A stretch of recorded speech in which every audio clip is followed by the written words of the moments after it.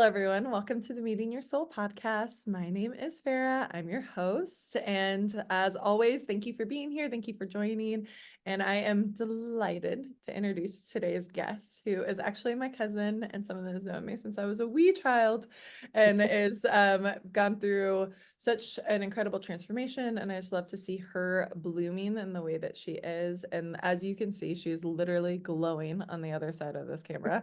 And I am so happy to have Marissa here today. So thank you for joining. Thank you for having me. I'm excited to be here as well.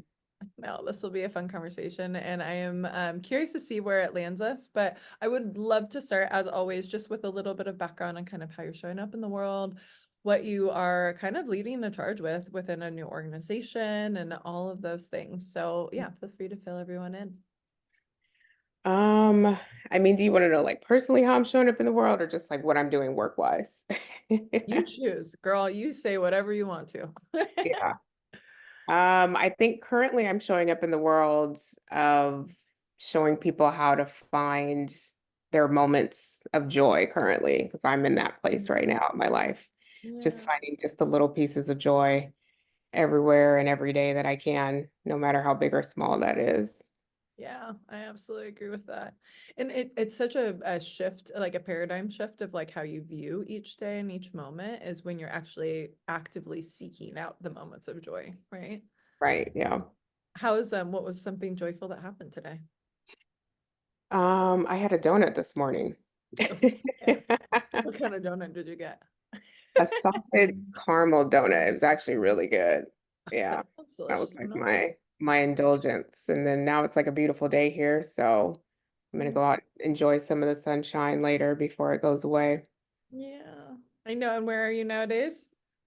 I am in Atlanta, Georgia. Good old Atlanta, the dirty South. Yeah. I know. What prompted you to move down there? I'm curious. I've always loved Atlanta. Like ever Hmm. since my sister Amber had moved down here, I always loved it. And I remember saying like, "Oh, I'm gonna end up moving down there one day," and then Yeah. it all just like the world kind of like aligned. I was living in Seattle, the condo I was staying in. There was some stuff going on with the management there, Yeah. and they were basically pushing me out. I was trying to find a place. I couldn't find a place. And Yeah. then my sister was like, well, one of my rental properties, they have to move. And I know you've been talking about moving down here. So if you want to, you can go on ahead and move into one of my rental properties. And Siaire, my son, was away at college. And I was like, so one day I just woke up and I remember telling my dad, I was just like, yep, I'm going to do it. And that was like in September. And then I moved like 3 months later. No way. It came, Yeah. yeah, so I felt like it was like overnight and then suddenly It you're like did. Yeah, it moving happened around. really Yeah. quick. Yeah, but I always tell people, I'm like, when God tells you to move, you got to move. Like when Mm. you get that, feeling or you hear him say that, like you have to move because you only have like a little bit of time, a little bit of a window to do it. And if you don't, then you just miss your opportunity. And like literally everything aligned for me. I sold all my stuff and I just moved here, so to be able to have a place that I can move into. My job, I was working remotely Yeah, at the time. And so like, yeah, everything was just, it was perfect. that's amazing. And I was just talking about it. It's like having that sense of faith to like trust that if you're feeling pulled, intuitively pulled into a direction, to like know that there's a reason why and to Yeah. take action from it. Because I think a lot of times people think of like, oh, I'm doing these things, but it's like, and like I want this, but it's like, but when the opportunity presents itself, you need to be able to hop on it too. And Mhm. that's like half the battle. And like the risk that goes along with it because it can be kind of scary. Like you're like, okay, I'm dropping everything, I'm starting a new life. And Mhm. how do you feel like you've been rewarded from that? Like how has it been since you've moved? Yeah, I always say it's like one of the best decisions I've ever made. Just Mm-hmm. moving here. Yeah. Like I love it here. I feel like, I'm happier. I've like lost a lot of weight, like so many different things. Really? Yeah, I love it. And like you said, it's really just about faith. Like just having faith. I think a lot of people around me were probably a lot more nervous than I was. And I was just kind of like, oh, no, like it's all gonna be okay. It's gonna happen. You're like not really worried at all, Yeah. actually. And you're a Pisces too, aren't you a Pisces? I am. Yes. And Pisces are so intuitive and they always like I think underestimate it, but they are like I feel like the most naturally aligned with like that kind of divine energy and like when they move like water. So when like the current changes, it's like, well, I'm going there and I'm just gonna do Hmm. it and see what happens. Yeah, we always swim against the water too sometimes, so Yeah. that's the fun part. Always go in the opposite direction. Uh-huh. Well, I am so I know I was thinking about that and it's just been so much change that's occurred recently. Has there been stumbling blocks or things that you feel like have been not as easeful? With the move, Yeah. um, not really. Hmm. Like I said, Okay. it all like fell That into to place. together. I mean, I actually even started a whole new career Oh, really? moving. Yeah, like probably about like 4 or 5 months after I moved here. Yeah, so when I moved, Hmm. the company that I was working for, I didn't tell them that I was moving, and we were working remote. So yeah. Does. Well, and like if you're working remote, then what does it really matter? But yeah. Right, yeah. But I mean, it was a state job, so I get it. Like I couldn't necessarily like work outside of the state. Yeah. So yeah, I didn't tell them. So I knew. So that was like why a lot of people were nervous because they're just like, oh, you're gonna have to find a job. And I was just like, oh, it'll happen. And it literally did. The job that I have now literally just like fell into my lap. A friend of mine was helping me with my resume and she was like, oh, there's this position open at my company. I think you'd be really good. Do you mind if I submit it? And I was like, yeah, sure, whatever. And then like a week later, I got a call from the recruiter and they were like, hey, we want to interview you. And then, about 2, 3 weeks later, like I had the job. And I was just like, Okay. oh, yeah. And it's like, making more money, fully remote. I'll never have to go into the office. So it was just like literally the perfect dream job that I've always wanted is Yeah. It what was I have. Yeah. everything that you were seeking is what you received. Yeah.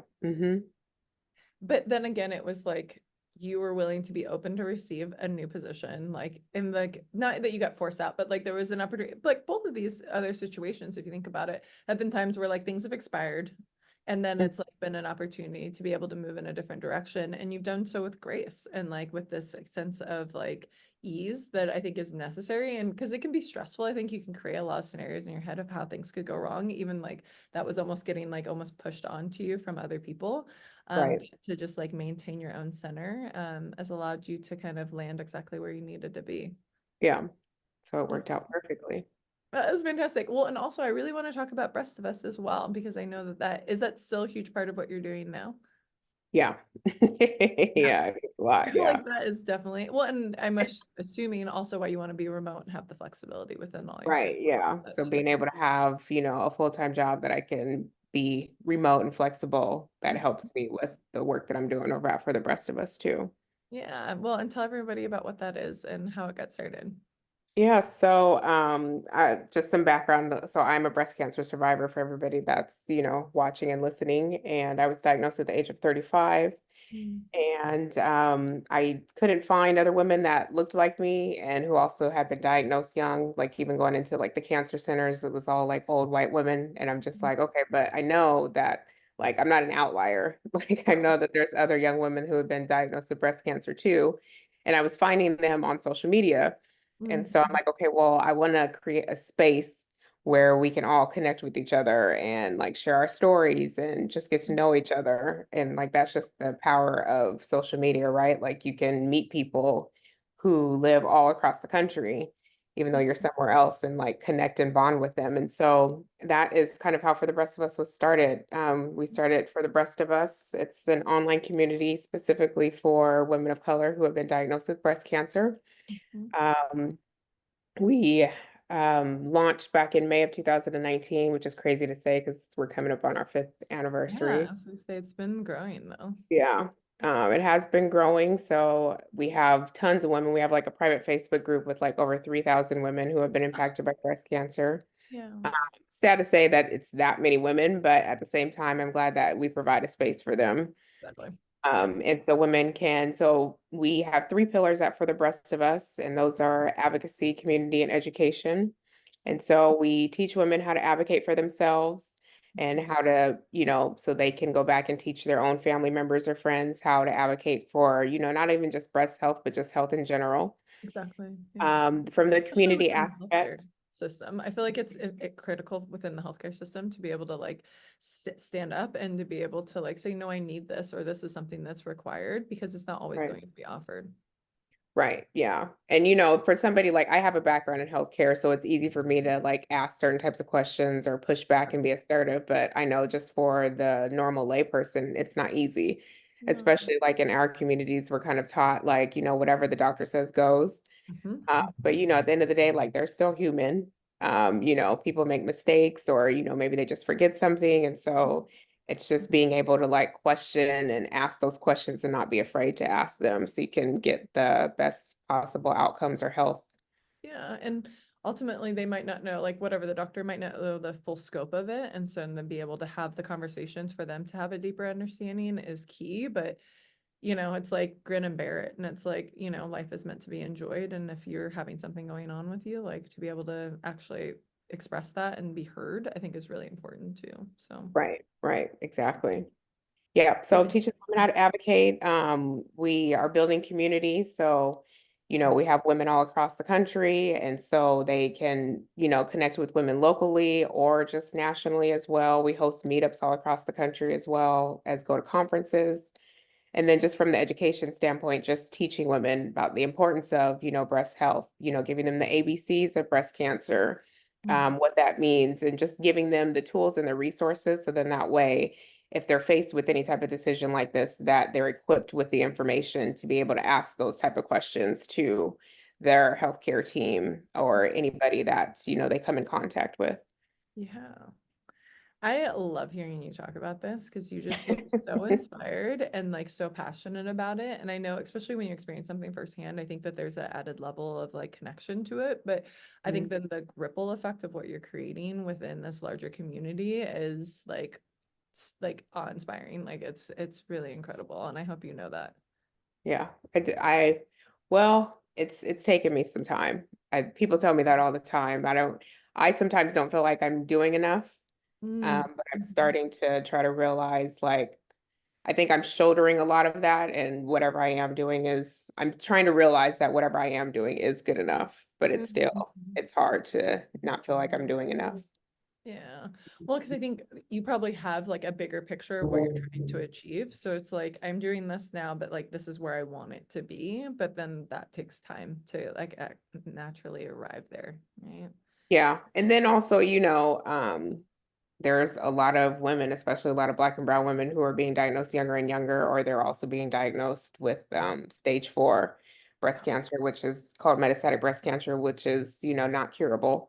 Mm. And so they'll live with breast cancer for the rest of their lives. And so that's a lot of when I say like I feel like I'm not doing enough. It's like when I have friends who, unfortunately pass away or they're diagnosed with stage 4 breast cancer, it's just like, oh, am I not doing enough? Like, what else can we be doing? Yeah. So, Well, and I think it's like positive to be able to explore, how you could expand within like the organization and how more you can get involved. But the fact that you even started it and created this community, and the fact that 3,000 women are already involved in it is like, I think that alone has created a huge positive change.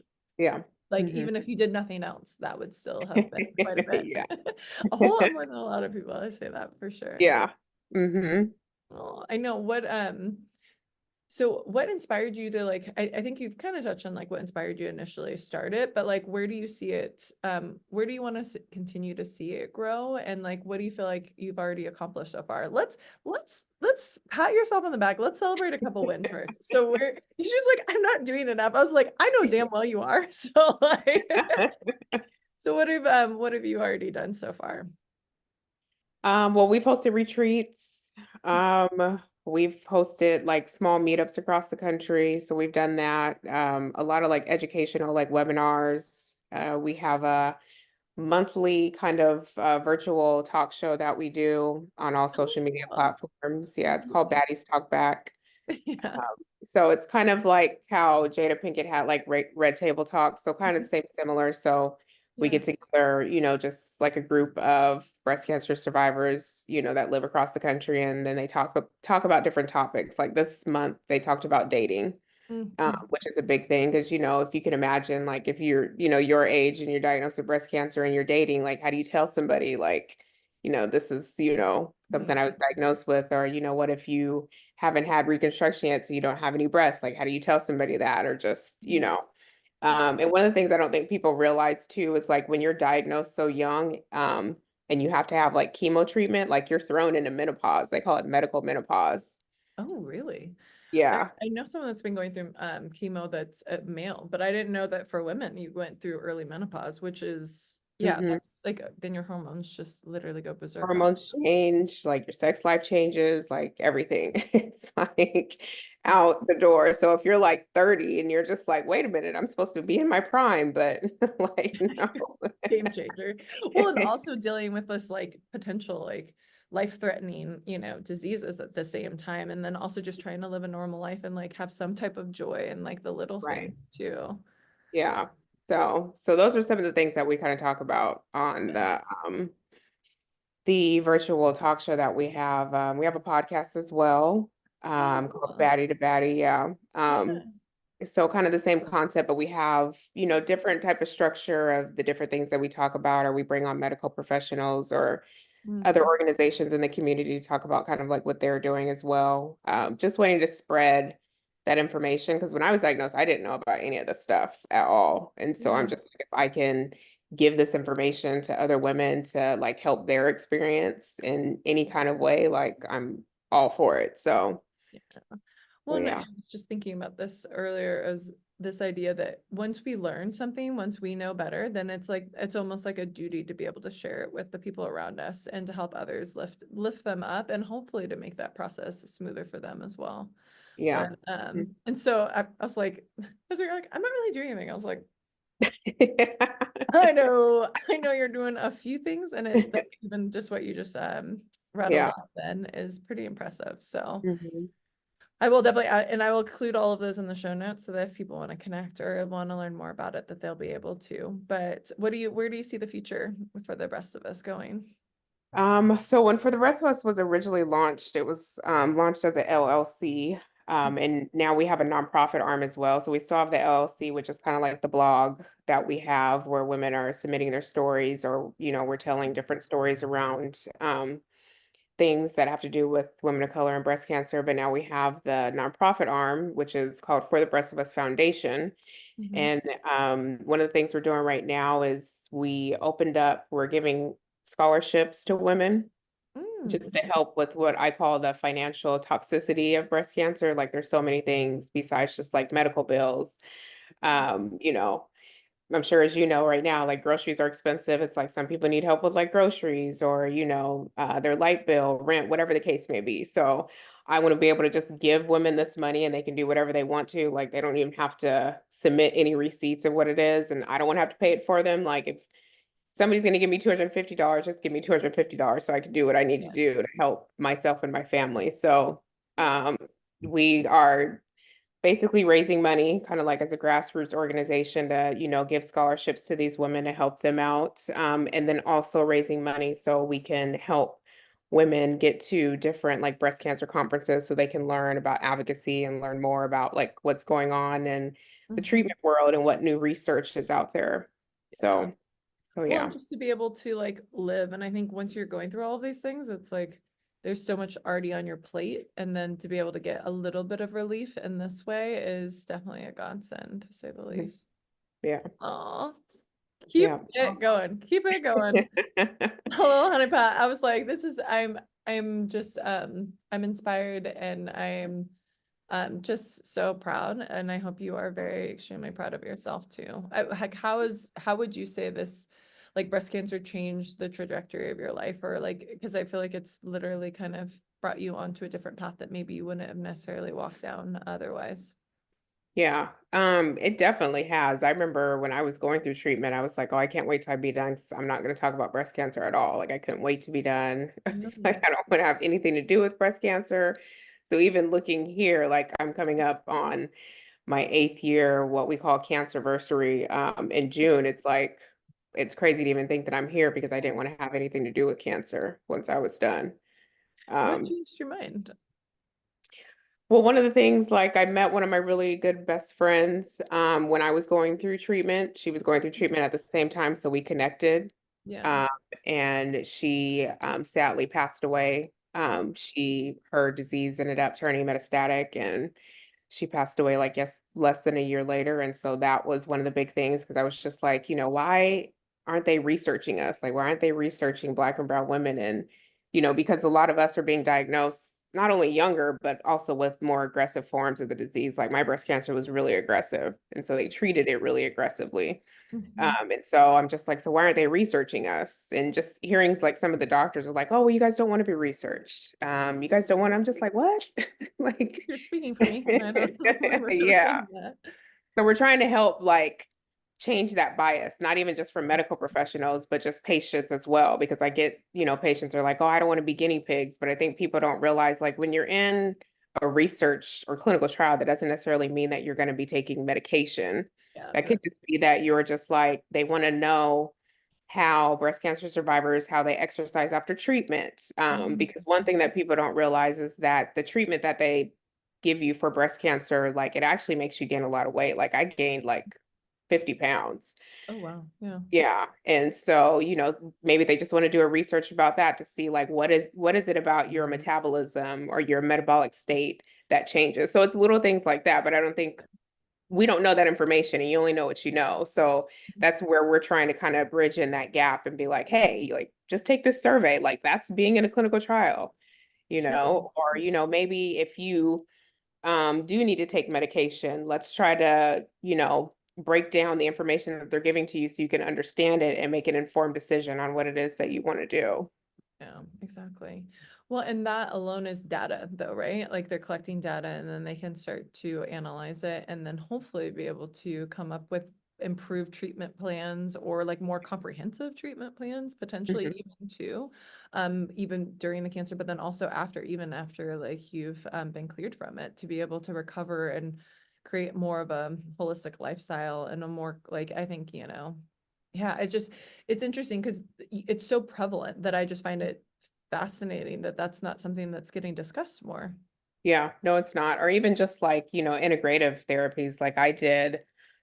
I did conventional, so like chemo, radiation, and all that, but I also had friends that worked in integrative medicine. So, like, one of my friends was like, 2 days after you get chemo, you should go get massage and then acupuncture. So, I was doing that regularly, and I'm sure Mhm. like that helped me. Yeah. Um, and so, if more women knew that was an option for them, or if their insurance covers it, then they may Mhm. want to do that as well. Mhm.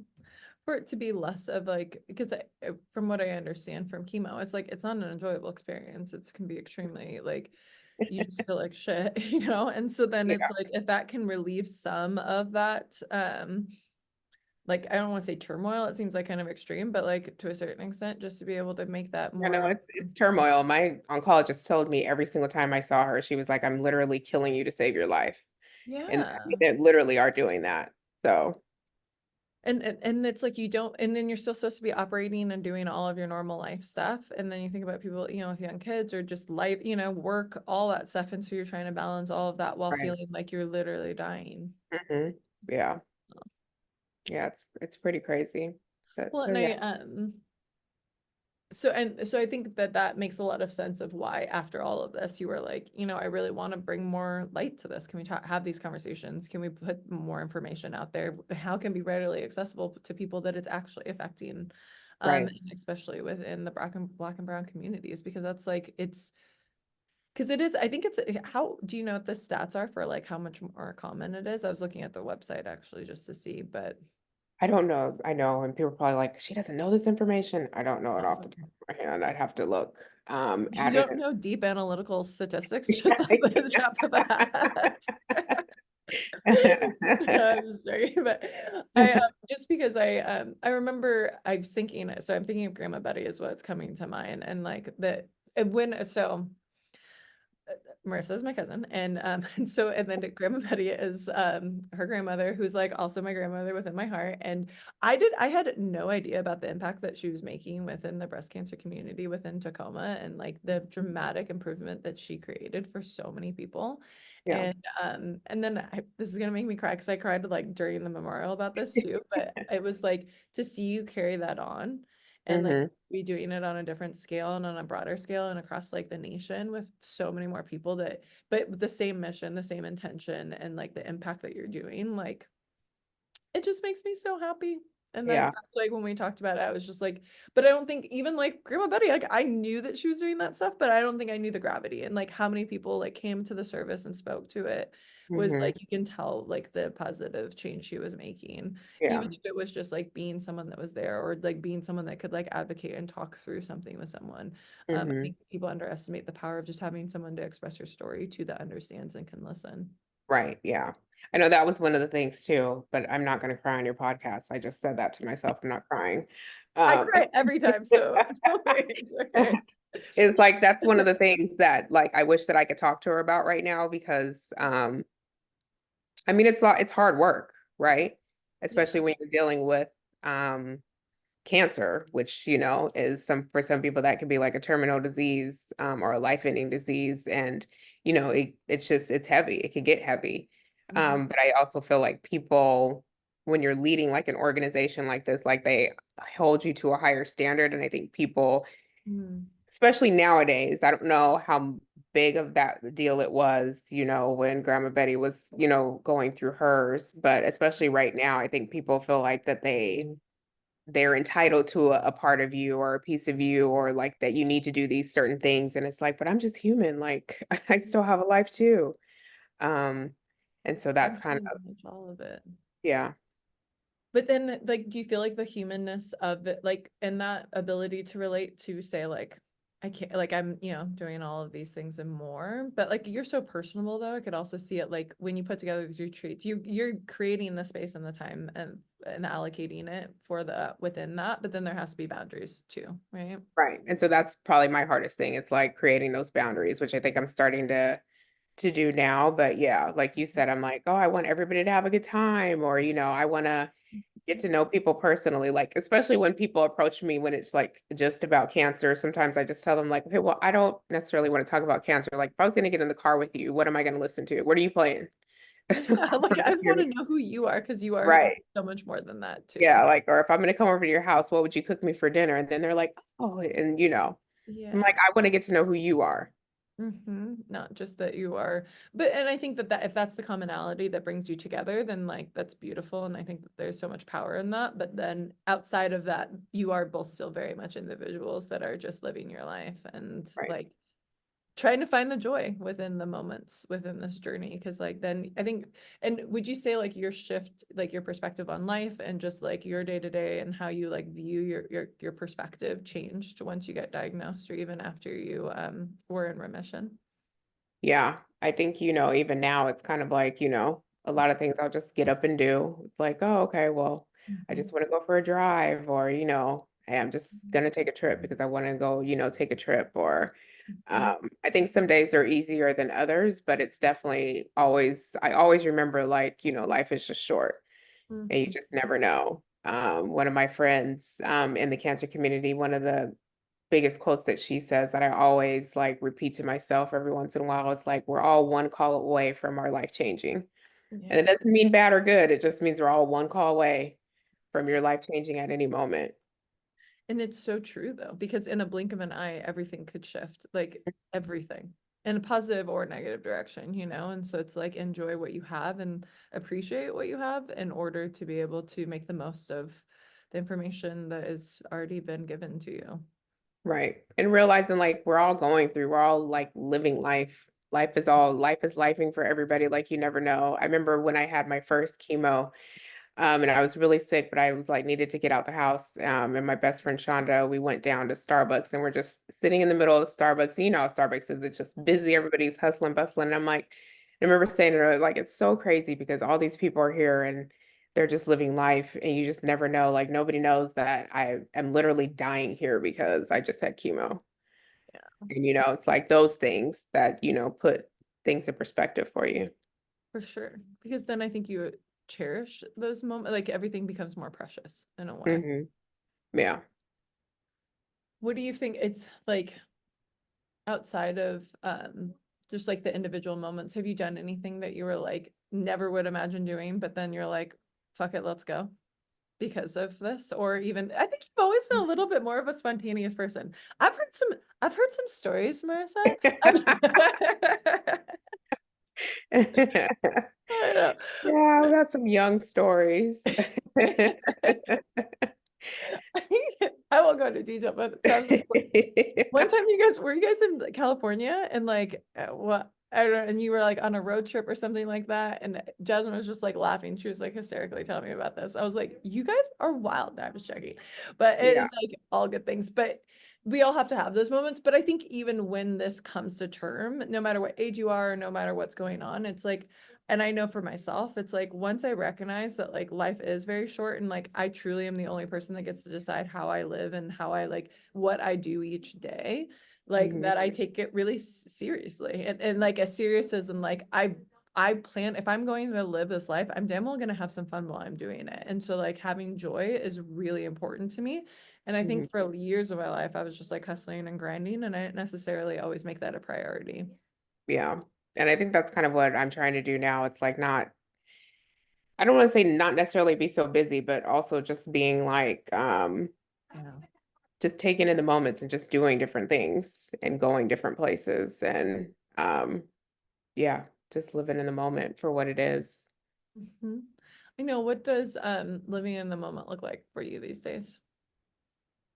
Um, like if I'm around people, definitely like enjoying people's company, not being on my phone all the time. Um, I had a bad habit of doing that when I started for the rest of us, but I mean for a good reason because like, working and it's a lot of work, but now just being like focusing on that time, like especially if I have people who come into town who visit me, it's like, Yeah. okay, taking in that time with them, enjoying and spending that time with them. Hmm. And just yeah, just finding the bits of joy. Well, and like you said, having just fully embracing and like immersing yourself in whatever is going on right in front of you. And right, and giving that your full and undivided attention. It's hard to do because there's so many distractions within life, but it Mhm. is then you can really feel, I feel like you really feel the moment then. Then you can like ride the wave of whatever is going on around you. And it just can take some unexpected turns in like the best way possible. And then I think that those are like the best nights or the best times is because you don't necessarily predict them, but they just occur. Right, exactly. Yeah. Um, what like and I truly believe that that is in alignment with like having a sense of faith, having a connection to more of like this divine nature. And I'm curious, like, has that changed within like even I think we've talked about just like God in general, but I'm just curious if like that's your relationship with that has shifted in any way. Yeah, I wouldn't necessarily even say with like my diagnosis. I remember when I was going through treatment, I remember praying to God and being like, because I was trying to get Siaire into like a really prestigious like private school, and I remember saying like, okay, God, like you could take my hair and chemo if he can get into this school, which is like, a crazy thing, a crazy prayer, but at the same time, like, it's Yeah, just it's one of like the this is things, more yeah. important. Yeah.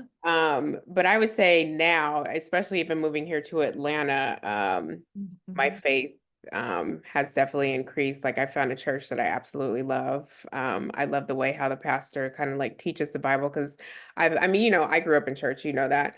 Yeah. But I just could never understand the Bible at all. Like this whole like Mhm. thee and thou, like I get lost all in that. And I'm just like, okay, like What it are you sounds really like, trying to and say people who here? are listening don't get offensive, but it sounds like Shakespeare. Like I just can't, like I just You're get like, lost. I can't relate. I can't relate to this. And so I remember used to always telling people, I'm like, I need a hood version of the Bible. Like somebody has to break it down to me, like in a hood way that I can understand. And people look at me crazy when I would say that, but I'm like, no, if you like break it down to me like that, like I can understand that. You're But like, that's I the will biggest digest this thing. differently. Right. But I even say that to people when I'm talking about for the rest of us, and like breast cancer survivors. I'm like, you just have to meet people where they're at. I Mhm. think we have to do that in every aspect of our life. Like if you meet people where they're at, like things would flow so much easier instead of like having a judgment or a preconceived notion of like this is how the only way how things have to be. Like, no, if I need a hood Bible, give me a hood Bible. 'Cause Can you please write one? I thought about it. I really I did think about it. Um, would love this so much. That yeah. this is a part But of this. Add this to your to-do list. You don't have anything else going on to do with that, I think. But I love this pastor because I just love the way how he teaches it. Like he puts it in like real world terms. Like he even uses like lyrics to songs that like we listen to right now that can Yeah. kind of intertwine into that. Yeah. And it's like it's the best thing ever because then it like a light bulb clicks off for me and I'm like, oh, okay, yes, I understand. So Yeah. Well, and that's like how, and that's truly what, well, at least like for the way that because I've always been a very spiritual person, but not necessarily a religious person. And I've loved to study different religions. And yeah, it's because I really want to understand, because there's always that common thread. But it's like, I've always thought like, I would love to be someone that could like make that shift, to be able to like say, like, this is how to like, this is what they're trying to say. This is the whole purpose of right. it. And then let's make it more relatable and more modern. So I think Hmm. that's what's like lacking within so many different, Yeah, I think religions now, but when you can find someone that can do that, it like changes the whole room. And then it like that's the impact it's intended to have though, too, right. even Yeah. so many thousands of years later. Yeah. Speaking of that, you should watch the movie The Book of Clarence. I think you'll actually really like it. I'm actually telling everybody that they should watch it because it's like that good. Is that? I was like, I'm gonna have to look this up. I don't think I've heard of it, but I am curious to what's it about? Tell me more. It is a little bit fictional, but kind of not really because they do bring in some stuff about the Bible. But I know that Jay-Z may have been like one of the producers. He got his hand in it a little bit. Yeah. Yes, okay, I've heard of this. But it's really good. It's actually about this guy and it's based in the biblical times and he's just walking around telling people like, your Jesus isn't real. Like I'm the Messiah. I'll be the Messiah. And it's like got a little bit of funniness to it, but then it Yeah. also brings in some stories from the Bible and then, it's all actors that we know and Mhm, they're kind of mhm. talking how we're talking. So it's really good. Oh my gosh, I want to listen. I now that you bring this up, I think I saw some like advertisements for it, and I love Jay-Z and anything he does. I just think he is like ahead of his time and always has Yeah. been. But I do think he's trying to like make these different shifts in this very subtle and like relatable way. So I'm curious to see like what it's all about. But I'll have to listen and I'll watch it. I'll let you know what I think about Yeah, all you of have to it. let me But know. well, I was like, well, I am so grateful that you joined me. I'm so grateful that we got to have this conversation. How do people stay in touch with you? How do people support you and what you're doing? Support wise, definitely. If you have people who'd like to make a donation Mhm. for the Yeah. Breast of Us, please do. They can go to breastofus.com Mhm. and that'll direct them over to the website and they can make a donation there.